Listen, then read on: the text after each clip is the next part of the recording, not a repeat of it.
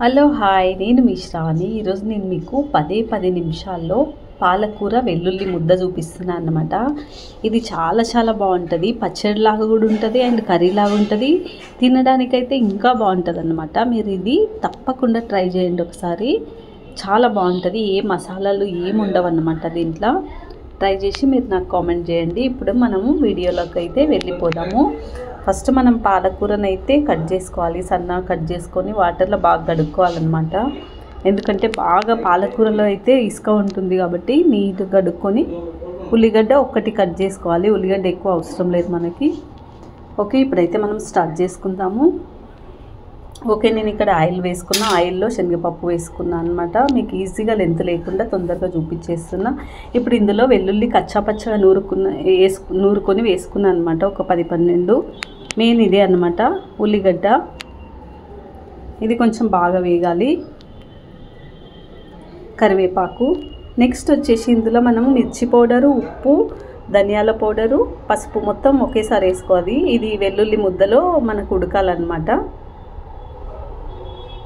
Okay, ఇది కొంచెం ఉడికిన తర్వాత ఇందులో పాలకూర వేసేసుకుందాము. ఇది ఇంకా బాగా మగ్గాలన్నమాట పాలకూర. మనకి ఇందులో అయితే వాటర్ అయితే అవే వచ్చేస్తాయి పాలకూరలో. నెక్స్ట్ వచ్చేసి మనం కొంచెం చింతపండునైతే నానబెట్టుకోవాలి గట్టిగా. కొద్దిగా వేసుకోవాలన్నమాట. ఒక 2 చెంచాల చింతపండుని వేసుకోవాలి. చాలా బాగుంటుంది ఈ కర్రీలో. ఓకే, నెక్స్ట్ దగ్గరికి ఉడికించుకుందాం దీన్ని. ఇంకా ఉప్పు అన్నీ చూసుకోండి. పాలకూరలో ఆల్రెడీ ఉప్పు ఉంటుంది కాబట్టి సరిపోతుంది. చూడండి, ఇక్కడ దగ్గరికి అయిపోయింది. ఇప్పుడు మనకి పాలకూర వెల్లుల్లి ముద్ద రెడీ. ఇది మీరు కూడా ట్రై చేయండి. ఎందుకంటే రైస్లోకి అయితే చాలా బాగా అనిపిస్తుందండి. నిజంగా చెప్తున్నా, టేస్ట్ అయితే అదిరిపోతుంది అనమాట.